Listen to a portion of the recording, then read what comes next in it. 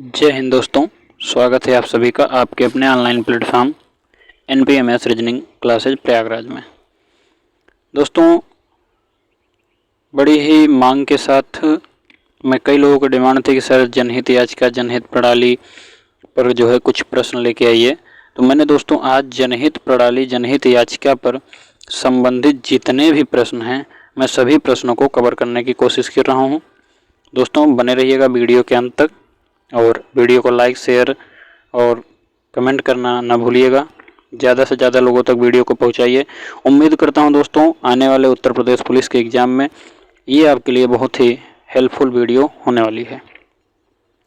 चलते दोस्तों, बहुत ही समय ज़ाया ना करते हुए हम लोग अपने टॉपिक की शुरुआत करते हैं। दोस्तों जैसा कि यहाँ लिखा हुआ है, पुलिस प्रणाली में जनहित संबंधित विभिन्न हेल्पलाइन नंबर। तो दोस्तों इन नंबरों को विशेष तौर पर ध्यान रखना है। आपातकालीन पुलिस सहायता के लिए दोस्तों 112 नंबर, आपातकालीन पुलिस सहायता के लिए 112 नंबर।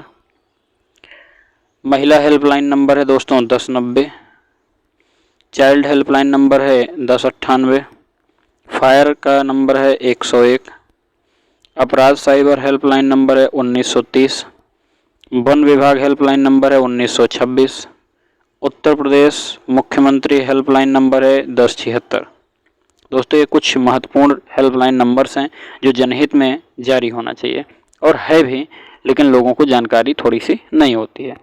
दोस्तों अगर मैं आपको बता दूं 1920 के बाद से भारतीयों को भारतीय इंपीरियल पुलिस में प्रवेश की अनुमति दी गई। दोस्तों भारतीय इंपीरियल पुलिस की अनुमति 1920 के बाद भारतीयों को दिया गया, ध्यान रखिएगा इस बात को।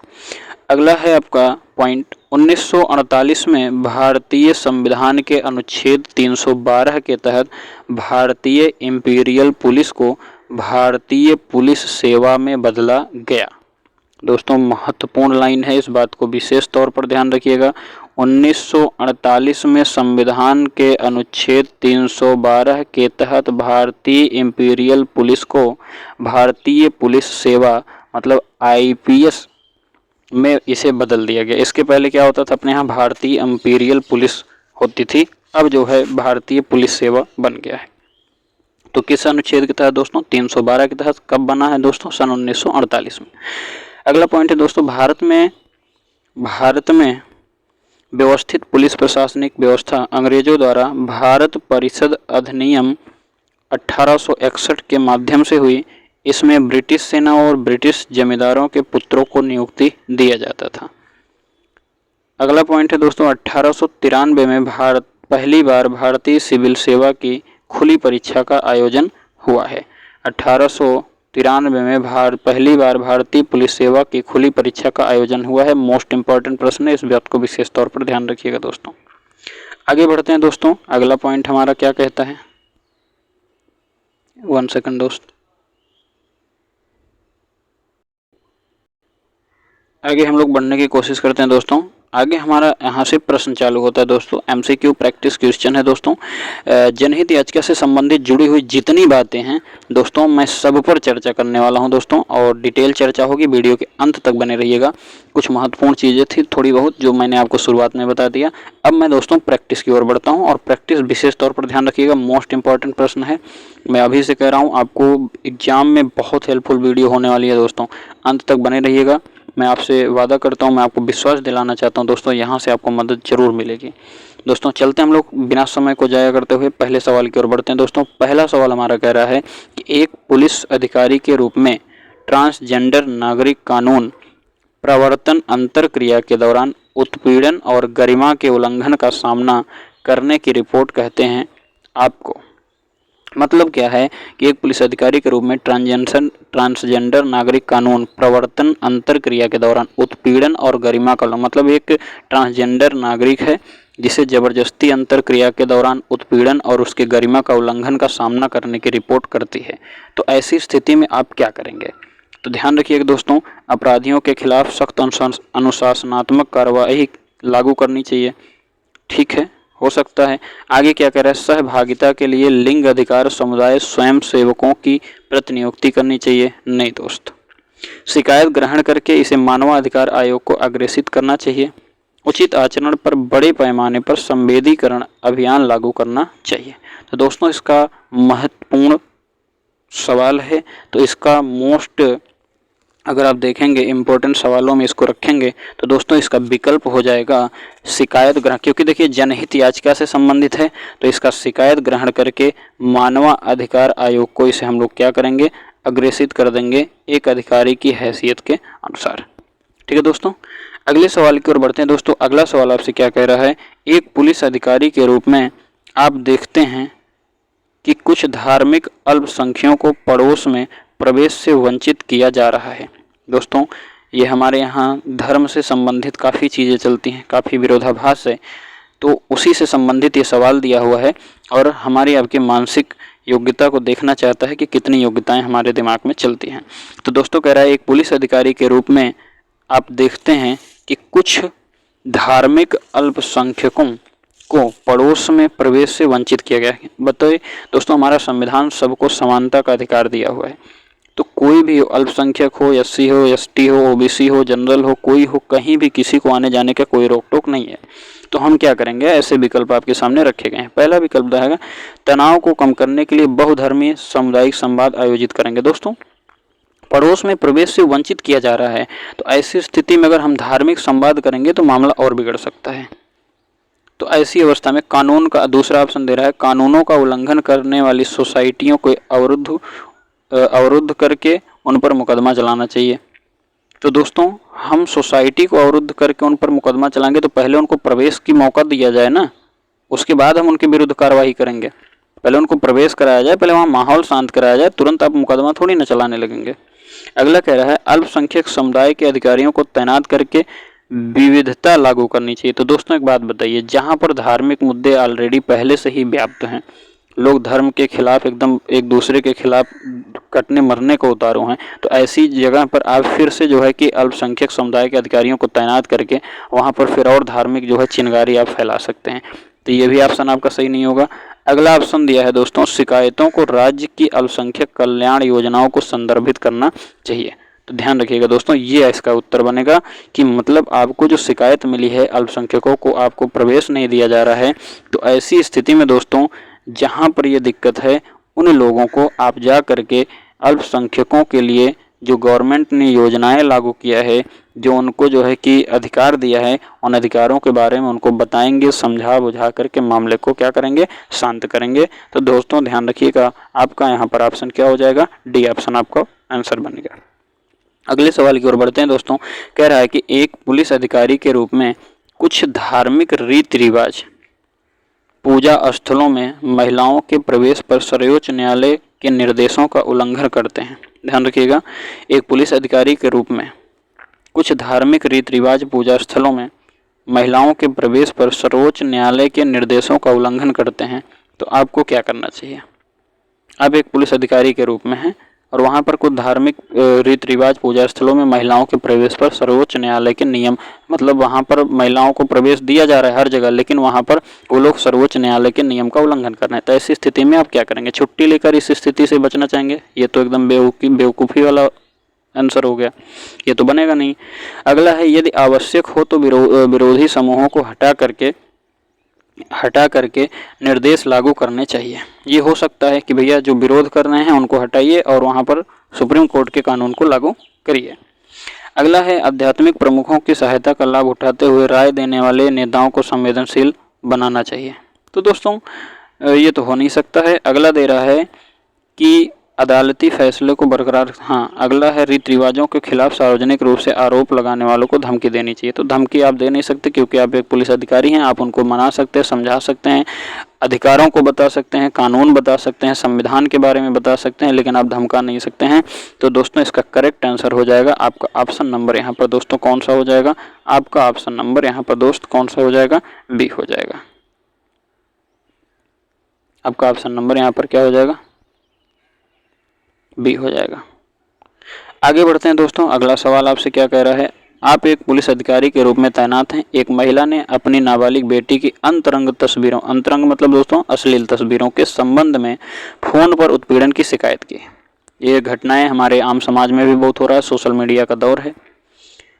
तो पुलिस अधिकारी के पास, मतलब आप एक पुलिस अधिकारी के रूप में हैं और एक महिला ने अपनी नाबालिग बेटी की अश्लील तस्वीरों के संबंध में फ़ोन पर उत्पीड़न की शिकायत आपके पास लाती है, तो कानून के अनुसार आपको क्या करना चाहिए। तो दोस्तों पहला ऑप्शन दिया, माता पिता को अपनी बेटी से परामर्श करने की सलाह देनी चाहिए। तो दोस्तों माता पिता अपनी बेटी से परामर्श की सलाह नहीं लेंगे।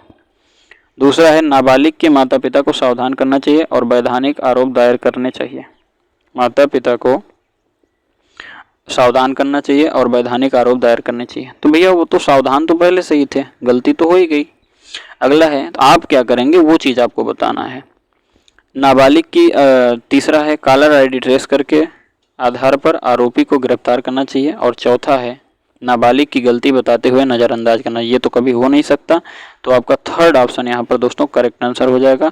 ऑप्शन नंबर थर्ड आपका correct answer, caller ID trace करेंगे क्योंकि आप पुलिस अधिकारी हैं और उसे गिरफ्तार करने की कोशिश करेंगे। अगले सवाल की ओर बढ़ते हैं दोस्तों। अगला सवाल आपसे क्या कह रहा है, सिटी एक्स में कोई सिटी है, हाल ही में चुनी गई सरकार ने जनता के हित में कुछ नीतिगत फैसले लिए हैं। ठीक है, जनता के हित में कोई फैसला लिया गया है।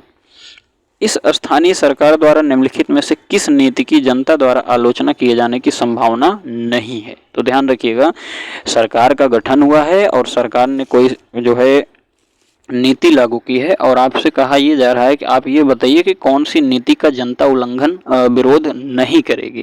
तो दोस्तों ध्यान रखिएगा, वह नीति जो जनता के हित में होगी लोग उसका विरोध कभी नहीं करेंगे। तो पहला ऑप्शन आपको ये दे रहा है कि प्रतिवर्ष परिवहन के स्थानीय साधनों पर टिकट का किराया बढ़ाना। तो क्या ये नीति अगर लागू हो जाएगी तो आप विरोध नहीं करेंगे कि हर साल आपके किराए पर अगर वृद्धि हो रही है, बेफिजूल की वृद्धि हो रही है, तो आप इसका विरोध नहीं करेंगे? बिल्कुल करेंगे। आपसे ये बताना है कि कौन सा आलोचना की संभावना नहीं है। तो इसमें तो संभावना बिल्कुल है भाई, अगर आप किराया हर साल बढ़ाएंगे तो लाजमी है कि लोग इसका आलोचना करेंगे। अगला क्या कह रहा है कि सभी हाई स्कूलों और कॉलेजों की स्थापना शहर और बाहरी इलाकों में ही करना चाहिए। तो दोस्तों एक बात बताइए, हमारे ग्रामीण तबके में जो लोग रहने वाले हैं क्या उनको शिक्षा का अधिकार नहीं है? बिल्कुल है।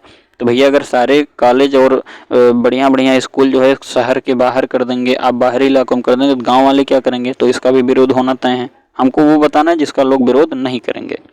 अगला आपसे कह रहा है कि सभी नागरिकों को मुफ्त उन्नत स्वास्थ्य एवं सेवाओं की सुविधा प्रदान करना चाहिए। तो दोस्तों ध्यान रखिएगा, जिनको मुफ्त में स्वास्थ्य और शिक्षा मिलने लगेगी, सुविधाएं मिलने लगेंगी, लोग इसी का विरोध नहीं करेंगे। चौथा ऑप्शन कह रहा है महिलाओं की भागीदारी में केवल शिक्षण पेशे तक सीमित करना चाहिए। तो दोस्तों ध्यान रखिएगा, महिलाओं को अगर आप शिक्षा तक ही सीमित करेंगे तो आगे उनका विकास क्या हो जाएगा? रुक जाएगा। तो इसका आपका करेक्ट आंसर हो जाएगा थर्ड आंसर, इसी का कोई विरोध नहीं करेगा क्योंकि नागरिकों को मुफ्त में उन्नत सेवाएं, स्वास्थ्य सेवाएं मिलने लगेंगी, तो इसका विरोध कभी कोई नहीं करेगा, इसकी आलोचना कभी नहीं हो सकती, इसकी बल्कि प्रशंसा होगी। अगले सवाल की ओर चलते हैं दोस्तों। कह रहा है कि जनहित याचिकाओं से जुड़ी निम्नलिखित घटना को उनके कालक्रम के अनुसार लिखें। सबसे पहले घटित घटना से शुरू करके अंत, मतलब ध्यान रखिएगा यहाँ पर पहले कौन घटना घटी? 3 घटनाएं दिया है। आपातकाल 1975 दिया है, MC मेहता बनाम भारत संघ 1986 दिया है, हुसैन आरा खातून बनाम बिहार राज्य आपको 1979 दिया है। तो दोस्तों ये 3 घटनाएं थी। आपातकाल कब लगा था?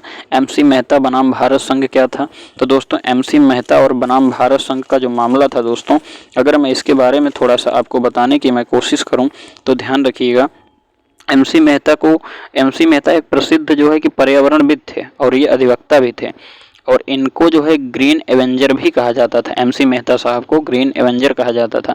उन्होंने भोपाल गैस त्रासदी के बाद प्रदूषण से संभावित खतरों को लेकर के जनहित याचिका को माध्यम बनाया और सुप्रीम कोर्ट में व्यापक आयाम दिया था इन्होंने। ये जो है वास्तविकता अगर इनकी आप जानना चाहेंगे तो ये जो है पर्यावरण के सपोर्ट में हमेशा रहते थे। पर्यावरण से अगर कोई छेड़छाड़ होती थी तो ये उस पर तुरंत जो है एक्शन लेते थे। ठीक है, तो इन्होंने भारत सर्वोच्च न्यायालय में जो है जनहित याचिका दायर की थी, याचिका एक लगाई थी जिसमें उन्होंने गंगा सफाई और पर्यावरण से संबंधित कई घटनाओं को इन्होंने शामिल किया था कि इससे हमारा पर्यावरण दूषित हो रहा है। तो पूरे भारत के खिलाफ ये थे, मतलब भारत के पक्ष में ये कर रहे थे, तो इसलिए इनका MC मेहता बनाम भारत संघ करा गया है। हुसैन आरा खातून बनाम बिहार राज्य, तो दोस्तों ये मोस्ट इम्पॉर्टेंट है। हुसैन आरा खातून बनाम बिहार राज्य का मतलब ये है कि हुसैन आरा खातून का एक मामला ये था कि बिहार में एक समय ऐसा था कि 40,000 लोगों को जो है गिरफ्तार करके जेल में बंद कर दिया गया था, जिसमें कुछ गुनाहगार लोग थे, कुछ बेगुनाह लोग थे, कुछ शक के आधार पर पकड़े गए थे, जिनको जो है जल्दी जो है कोई निर्णय नहीं ले रही थी सरकार। इसके आधार पर जो है एक बहुत ही दमदार जो है कि एडवोकेट थी जिनका नाम था पुष्पा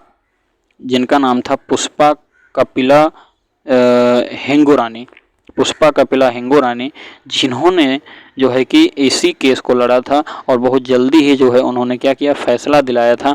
तो दोस्तों ध्यान रखिएगा, हुसैन आरा खातून पूरे बिहार राज्य के जो है कि खिलाफ, सरकार के खिलाफ ऐसा काम किया था, इसीलिए हुसैन आरा खातून बनाम बिहार राज्य एक जो है याचिका उन्होंने बना दिया।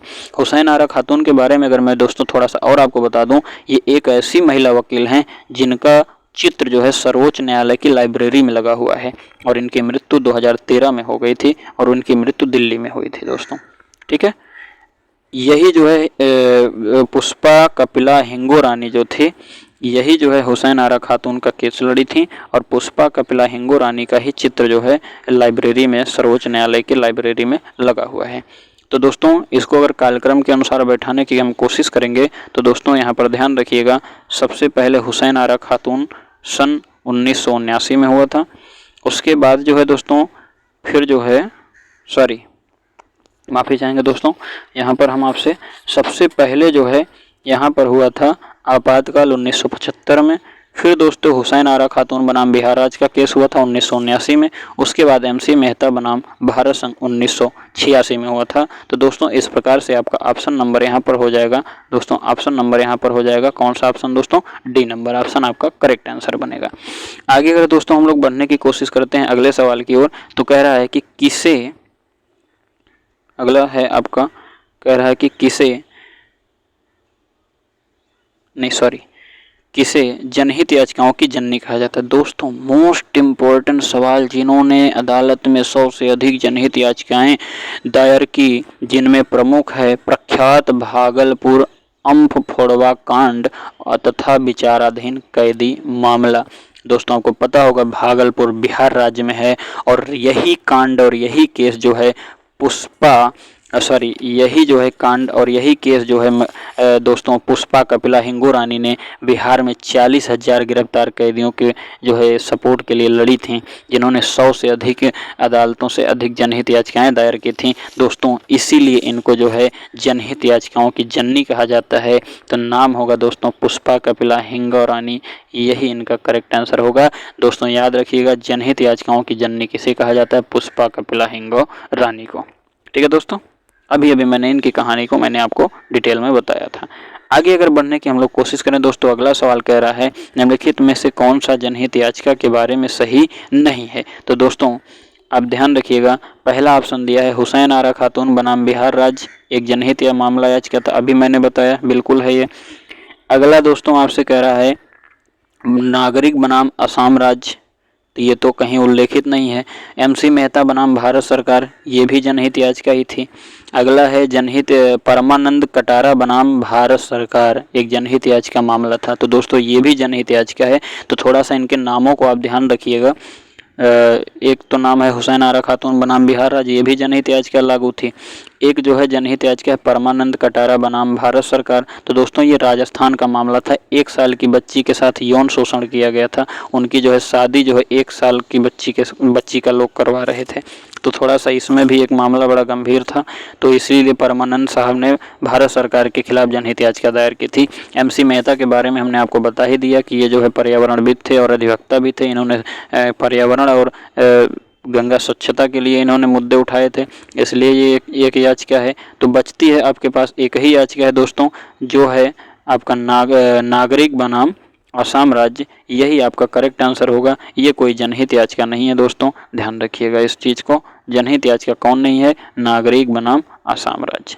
ठीक है दोस्तों, अगले सवाल की ओर बढ़ने की हम कोशिश करते हैं। अगला सवाल कह रहा है किस साल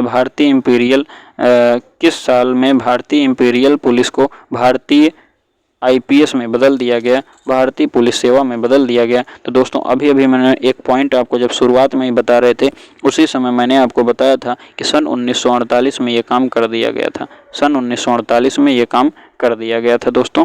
तो आपका करेक्ट आंसर क्या हो जाएगा? सन 1948 हो जाएगा।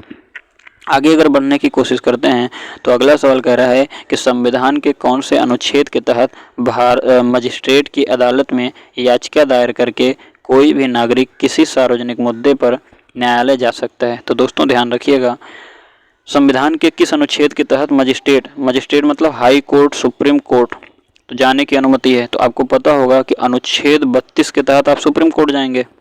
अनुच्छेद 32 के तहत आप कहाँ जाएंगे दोस्तों? सुप्रीम कोर्ट जाएंगे। और अनुच्छेद जो है तो अनुच्छेद 32 के तहत जाएंगे आप सुप्रीम कोर्ट जाएंगे, बिल्कुल आप जाएंगे। लेकिन दोस्तों आपको पता होगा कि अनुच्छेद 226 के तहत आप हाई कोर्ट जाते हैं। तो ध्यान रखिएगा, हाई कोर्ट जाएं या फिर मजिस्ट्रेट के पास जाएं। तो ये अनुच्छेद किसके तहत आप जाएंगे दोस्तों? अनुच्छेद 226 के तहत आप डायरेक्ट जो है मजिस्ट्रेट के सामने पेश हो सकते हैं, और जो है या तो हाई कोर्ट में आप पेश हो सकते हैं।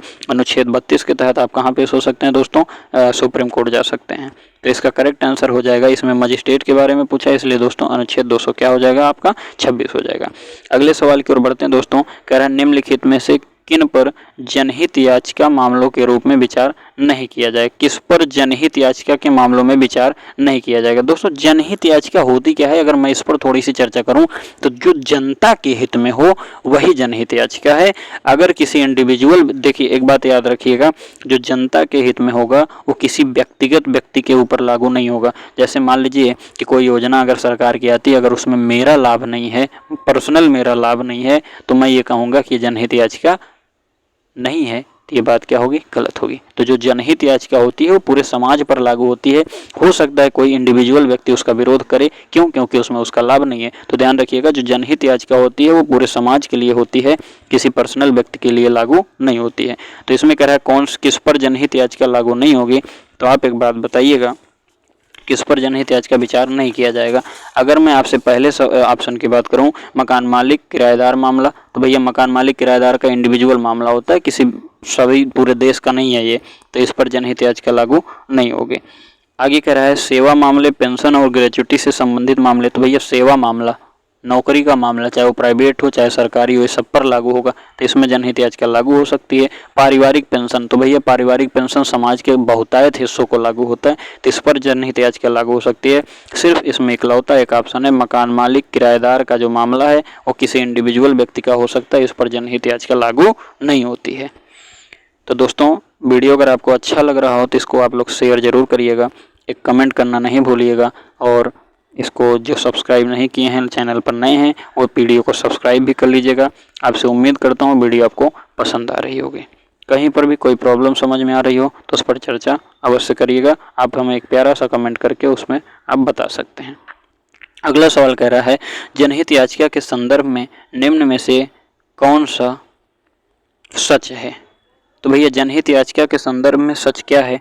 तो पी, एक पोस्ट कार्ड को रिट याचिका के रूप में माना जाता है। पी ऑप्शन दिया है, एक पोस्ट कार्ड को रिट याचिका के रूप में माना जाता है, और जनहित याचिका केवल सर्वोच्च न्यायालय, उच्च न्यायालय में। तो दोस्तों यहाँ पर दोनों ऑप्शन सही हैं कि जनहित याचिका केवल हाई कोर्ट और सुप्रीम कोर्ट में दायर की जा सकती है, और पोस्ट कार्ड जो होता है वो रिट याचिका के रूप में इसे माना जाता है। तो आपका करेक्ट आंसर हो जाएगा पी और क्यू दोनों। अगले सवाल की ओर बढ़ते हैं दोस्तों। इसमें कह रहा है कि इनमें से कौन से मामले ऐसे हैं जिनमें जनहित याचिका की जा सकती है? तो ध्यान रखिएगा, जनहित याचिका लागू कहाँ होती है? जो समाज के सभी हिस्सों पर लागू हो, किसी इंडिविजुअल व्यक्ति की बात न करें। तो पहला आप इसमें दे रहा है कि जहां राज्य सरकार को भारी कर लगाने के निर्णय के कारण गरीब लोग प्रभावित होते हैं, बिल्कुल जनहित याचिका लग जाएगी, क्योंकि भैया गरीब बहुतायत हिस्सों को प्रभावित करेगा, तो जनहित याचिका जारी हो सकती है। सड़कों, सीवरों आदि को बनाए रखने के लिए, बिल्कुल सड़क सीवर से समाज के सभी हिस्सों को दिक्कत होती है, तो इस पर भी जनहित याचिका आप लगा सकते हैं। ट्रैफिक समस्या से बचने के लिए व्यस्त सड़कों से बड़े होर्डिंग और साइन बोर्ड हटाने के, बिल्कुल भैया खतरा किसी को भी हो सकता है, वो अमीर गरीब और जाति धर्म नहीं देखेगा। तो ध्यान रखिएगा, इसमें आपका पहला ऑप्शन आंसर बनेगा कि जिसमें आपको पी, क्यू और आर तीनों कंडीशन पर आप जनहित याचिका लगा सकते हैं। अगले सवाल की ओर बढ़ते हैं दोस्तों। ध्यान रखिएगा, अगला सवाल आपसे क्या कह रहा है कि जनहित याचिका मामले पर न्यायाधीश के निर्णय के संबंध में कौन सा सही है? तो न्यायाधीश के निर्णय के संबंध में कौन सा सही है जनहित याचिका को ध्यान में रखते हुए? तो ध्यान रखिएगा, इसमें अगर अब मैं बात करूं कि एक जनहित याचिका के परिणाम स्वरूप अदालत ने घोषित किया कि रस्सियों से हथकड़ी लगाना, आप कभी भी देखते होंगे मुजरिम को पकड़ा जाता है तो रस्सी नहीं बांधी जाती है, हथकड़ी लगाना अमानवीय है और मानवाधिकारों का पूर्ण उल्लंघन, बिल्कुल उल्लंघन है। जनहित याचिका के परिणाम स्वरूप अदालत ने फैसला सुनाया कि किसी भी मामले में एक बच्चे को, जो असाधारण मामले को छोड़कर एक बच्चे को जेल नहीं भेजा जा सकता है। तो बिल्कुल दोस्तों, अगर ऐसी कहीं भी स्थिति देखने को मिलती है, आप तुरंत जो है अनुच्छेद 32 के तहत सुप्रीम कोर्ट और 226 के तहत हाई कोर्ट में जनहित याचिका आप डाल सकते हैं। तो यहाँ पर आपका दोस्तों करेक्ट आंसर क्या हो जाएगा? ऑप्शन नंबर बी आपका यहाँ पर करेक्ट आंसर हो जाएगा। अगले सवाल की ओर बढ़ते हैं दोस्तों। अगला सवाल क्या कह रहा है कि अगर कोई पात्र याचिका जनहित याचिका के रूप में दायर होती है तो इसके लिए के द्वारा आदेश पारित होना चाहिए। किसके द्वारा आदेश पारित होना चाहिए? भैया दोस्तों, आदेश जो है हमेशा रजिस्ट्रार देता है। आदेश हमेशा कौन देता है दोस्तों? रजिस्ट्रार देता है, ध्यान रखिएगा इस बात का। अगले सवाल की ओर बढ़ते हैं दोस्तों। अगला क्या कह रहा है? निम्नलिखित में से कौन सा एक जनहित याचिका दाखिल करने के संबंध में सही है? जनहित याचिका दाखिल करने के संबंध में कौन सही है? पहला इसमें दे रखा है पॉइंट कि जनहित याचिका केवल एक राज्य या केंद्र सरकार या नगर निगम के अधिकारियों के आदि के खिलाफ ही दायर किया जा सकता है। तो दोस्तों ये बात बिल्कुल सत्य है। जनहित याचिका आप किसी अधिकारी के खिलाफ डाल सकते हैं, सरकार के खिलाफ डाल सकते हैं, वो चाहे सेंट्रल गवर्नमेंट हो चाहे स्टेट गवर्नमेंट हो। क्यों? क्योंकि ये तीनों लोग जनता के लिए ही काम करते हैं। अगर ये गलत कर रहे हैं तो आप इनके खिलाफ सुप्रीम कोर्ट, हाई कोर्ट अनुच्छेद 32 और अनुच्छेद 226 के साथ तुरंत याचिका दायर कर सकते, कोई दो राय नहीं। दूसरा पॉइंट कह रहा है निजी पक्ष को प्रतिवादी के रूप में संबंधित राज्य के प्राधिकरण एक पक्ष बनाने के बाद जनहित याचिका के शामिल किया जा सकता है। तो ध्यान रखिएगा, निजी पक्ष के लिए जनहित याचिका नहीं होती है। तो यहाँ पर दोस्तों आपका करेक्ट आंसर हो जाएगा ऑप्शन नंबर 3 वाला, यहाँ करेक्ट हो जाएगा। अगले पॉइंट की ओर अगर मैं चलता हूँ, अगला सवाल आपसे क्या कह रहा है कि भारत की अदालतों में जनहित याचिका पब्लिक इंटरेस्ट लिटिगेशन IPIL दायर करने के संबंध में निम्नलिखित में से कौन सा है? तो इसमें जनहित याचिका दायर किस में कर सकते हैं? पहला इसमें पॉइंट दिया है कि मुंबई में बैठा एक व्यक्ति मध्य प्रदेश में रो रहे कुछ श्रमिकों के संबंध में जनहित याचिका दायर कर सकता है। तो बिल्कुल कर सकता है भैया, आप देश के किसी कोने में हो, आप जो है देश के किसी कोने में हो, किसी भी समाज के किसी हिस्से के लिए कभी भी आप कहीं से भी जनहित याचिका दायर कर सकते हो, इसमें कोई दिक्कत की बात नहीं है। अगला पॉइंट दे रहा है एक अदालत में जनहित याचिका को पीड़ित पार्टी या किसी तीसरे पक्ष की अदालत बनाए अदालत द्वारा पेश किया जा सकता है। तो बिल्कुल आपका करेक्ट आंसर हो जाएगा। यहाँ पर आपका ऑप्शन नंबर कौन सा बनेगा दोस्तों? ए, जिसमें P और Q दोनों स्थितियों में आप जनहित याचिका दायर कर सकते हैं, इसमें कोई दिक्कत की बात नहीं है। आगे चलते हैं दोस्तों, अगले पॉइंट की ओर बढ़ने की हम कोशिश करते हैं। अगला प्रश्न हमारा क्या कह रहा है दोस्तों? अगला प्रश्न हमारा ये कह रहा है निम्नलिखित में से कौन सी जनहित याचिका के द्वारा नसबंदी लक्ष्य प्राप्त करने के लिए राज्य सरकार द्वारा की गई धांधलियों को उजागर करने के उद्देश्य से आर्थिक मुआवजे, मरीजों की सुरक्षा के निर्देशों, शल्य चिकित्सा के निर्देशों आदि की मांग की गई? तो ध्यान रखिएगा दोस्तों, ये जो मांग की गई थी, ये दोस्तों मांग की गई थी देविका विश्वास बनाम भारत संघ के द्वारा ये मांग की गई थी। इन्होंने जनहित याचिका दायर करके जो है ऐसी मांग की उन्होंने किया था डिमांड। ठीक है दोस्तों, आगे चलते हैं दोस्तों। अगला प्रश्न आपसे क्या कह रहा है? अनुच्छेद, संविधान के अनुच्छेद किस अनुच्छेद के तहत सर्वोच्च न्यायालय में और संविधान के किस अनुच्छेद के तहत राज्य के उच्च न्यायालय में जनहित याचिका दायर की जा सकती है? तो अभी अभी आपको बताया गया था अनुच्छेद 32 के तहत हाई सुप्रीम कोर्ट और 226 के तहत आप हाई कोर्ट में जनहित याचिका दायर कर सकते हैं। अगले सवाल की ओर बढ़ते हैं। आपसे कह रहा है कि आप एक पुलिस अधिकारी के रूप में आपके जिले में अल्पसंख्यक धार्मिक घृणा अपराधों की रिपोर्ट करते हैं। एक पुलिस अधिकारी के रूप में हैं आप और आपके ज़िले में अल्पसंख्यक धार्मिक घृणा अपराधों की रिपोर्ट करते हैं, तो आपको क्या करना चाहिए? 4 ऑप्शन आपको यहाँ पर दे रखा है। चारों ऑप्शन में आपसे कह रहा है कि आप ऐसी स्थिति में क्या करेंगे। तो भैया एक काम करिएगा, आप इस पे पहले ऑप्शन को पढ़िएगा। ऑप्शन क्या कह रहा है? सामुदायिक नेताओं को शामिल करते हुए अंतर धार्मिक शांति पहल का आयोजन करना चाहिए। भैया एक बात बताओ, रिपोर्ट अल्पसंख्यक जिले में अल्पसंख्यक घृणा अपराध रिपोर्ट दर्ज हो गई। रिपोर्ट दर्ज होने के बाद आप जो है शांति का पहल करेंगे, तो ऐसी स्थिति में भैया पहले आप वहाँ मैटर सुलझाएंगे कि पहले लोगों को मीटिंग इकट्ठा करने की कोशिश करेंगे? पहले आप वहाँ थोड़ा सा शांति व्यवस्था बनाएंगे। दूसरा क्या कह रहा है कि अभियोजन फास्ट ट्रैक करते हुए अनुकरणीय सजा की घोषणा करेंगे। तो भैया आप त्वरित कार्रवाई करेंगे तो अभियोजन फास्ट ट्रैक करेंगे। इसका मतलब आपका ऑप्शन कौन सा हो जाएगा दोस्तों? ऑप्शन नंबर आपका करेक्ट हो जाएगा, ऑप्शन नंबर बी हो जाएगा। ठीक है दोस्तों, उम्मीद करता हूँ आपको समझ में थोड़ा थोड़ा आ रहा होगा। अगला क्या कह रहा है कि एक पुलिस अधिकारी के रूप में आपको एक बैंक मैनेजर की बंधकों के साथ चल रही सशस्त्र डकैती के बारे में घबराहट भरी कॉल आती है। आप पुलिस अधिकारी हैं, बैंक मैनेजर के बंधकों के साथ चल रही सशस्त्र डकैती के बारे में घबराहट भरी कॉल आती है। मानक संचालन प्रक्रियाओं के अनुसार इसमें आपकी तत्काल प्रक्रिया क्या होगी? भैया आप एक पुलिस अधिकारी हैं, आपको कॉल आती है कि जो काफिला चल रहा है मैनेजर जी के साथ, बैंक के मैनेजर हैं, उनकी तरफ से कोई घबराहट भरी कॉल आती है कि कोई अनहोनी उनको होने वाली है। तो ऐसी स्थिति में दोस्तों आप क्या करेंगे पुलिस अधिकारी होने के हैसियत से? तो क्या करेंगे? पहला ऑप्शन दिया है सार्वजनिक जानकारी इकट्ठा करने के लिए सोशल मीडिया का उपयोग करेंगे। तो भैया ऐसी स्थिति आप कदापि नहीं करेंगे। दूसरा दिया है अन्य आपातकालीन सेवाओं को सूचित करें और उनके साथ समन्वय करें। बिल्कुल ये हो सकता है, ये हो सकता है ना?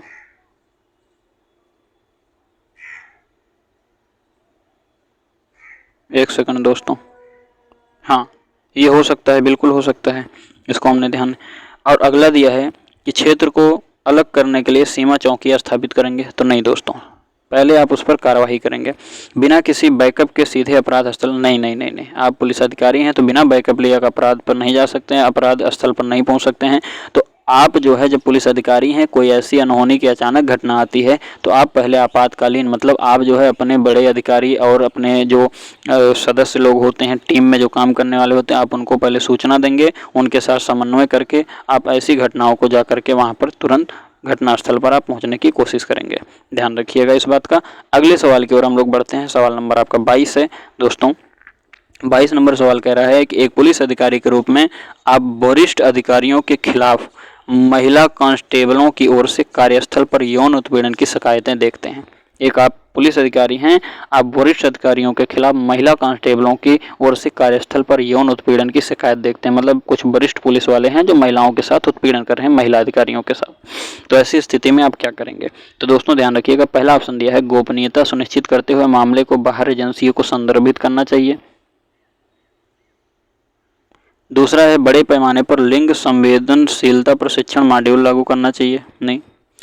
अगला ऑप्शन दिया है कमांड भूमिकाओं से अल्पित कर्मियों को स्थानांतरण को लागू करना चाहिए। तो भैया स्थानांतरण कर दो, चाहे कुछ भी कर दो, जो कर रहे हैं यहाँ वही तो वहाँ भी करेंगे ना, ये कोई उसका समाधान थोड़ी ना है।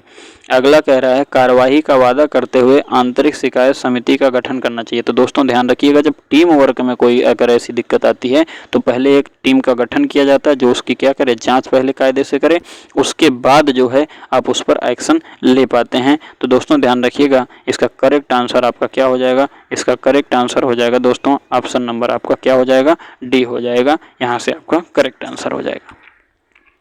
अगले सवाल की ओर अगर बढ़ते हैं दोस्तों, तो अगला सवाल आपसे क्या कह रहा है, जो कि 23 नंबर है। आज मैं इतना ही सवाल इस पर करवाऊंगा दोस्तों, नहीं तो वीडियो काफ़ी लंबी हो जाएगी। और बाकी इसमें 15-20 सवाल और बचे हुए हैं जो मैंने पूरे जनहित याचिका को कवर किया है। तो हमारे पास वही लगभग 35 से 40 सवाल मुझे मिले हैं, तो मैं उन पर भी चर्चा आपसे कर लूँगा अगले वीडियो में। अगला कह रहा है जनहित पब्लिक इंटरेस्ट का कौन सा अर्थ सही है? तो जनहित क्या होता है? जनहित याचिका मैंने बता दिया कि ये व्यक्ति विशेष पर लागू नहीं होता है, ये पूरे समाज के लिए होता है। तो प्रत्येक व्यक्ति को रोजगार मिले, प्रत्येक व्यक्ति को रहने को घर मिले, प्रत्येक व्यक्ति को शिक्षा प्राप्त हो और जनता के प्रत्येक व्यक्ति का कल्याण हो। तो दोस्तों रोजगार मिल जाएगा, घर मिल जाएगा और शिक्षा मिल जाएगी, तो ऑटोमेटिक वो जनता का क्या हो जाएगा? कल्याण हो जाएगा। अगर कल्याण की बात करें तो उसी के अंदर ये तीनों बातें शामिल हो जाएंगी। तो यहाँ से आपका करेक्ट आंसर क्या हो जाएगा? ऑप्शन नंबर आपका क्या हो जाएगा? डी हो जाएगा। तो दोस्तों उम्मीद करता हूँ आपको वीडियो पसंद आई होगी, ये हेल्पफुल होने वाली है आपके उत्तर प्रदेश पुलिस के एग्ज़ाम को देखते हुए। इसमें लोगों को काफ़ी दिक्कतें होती हैं, तो मैंने सोचा कि एक वीडियो क्यों नहीं आपके लिए बना दिया जाए। दोस्तों आप मेरा सपोर्ट करिए, मैं आपका भरपूर सपोर्ट करूँगा। दोस्तों थोड़ी सी कुछ टेक्निकल इशू के कारण से मैं अदर और सब्जेक्ट्स के वीडियो नहीं ला पा रहा हूँ, बस दोस्तों 2-3 दिन की बात है, थोड़ा सा हमारा टेक्निकल इशू सही हो जाएगा तो मैं आपको मैथ और रीजनिंग के वीडियो को भी लाना शुरू करूँगा। रीजनिंग का ये भी पार्ट है दोस्तों, लेकिन मैं जो है न्यूमेरिकल रीजनिंग नहीं दे पा रहा हूँ, 2-3 दिन की दिक्कत है। मैं आपको न्यूमेरिकल रीजनिंग का भी मैं आपको वीडियो लाना शुरू करूँगा। तो दोस्तों वादा रहा आपसे, आपके साथ मैं हमेशा रहूँगा। आपको कोई भी दिक्कत परेशानी है, आप हमारे व्हाट्सएप नंबर 8052596345 पर भी व्हाट्सएप कर सकते हैं। जो लोग हमसे जुड़े हुए हैं, मेरा टेलीग्राम चैनल है NPMS रीजनिंग क्लासेज प्रयागराज के नाम से, जिस नाम से मेरा यूट्यूब चैनल है उसी नाम से मेरा टेलीग्राम चैनल है। सभी लोग टेलीग्राम से जुड़ जाएं, मैं आपको नोटिफिकेशन लिंक में देता रहूँगा टेलीग्राम पे। बाकी जो है दोस्तों और कोई भी दिक्कत परेशानी है तो आप हमको कमेंट करके जो है बता सकते हैं दोस्तों। उम्मीद करता हूँ वीडियो पसंद आई होगी। बस वीडियो को यहीं पर हम समाप्त करना चाहेंगे दोस्तों। जय हिंद, जय भारत।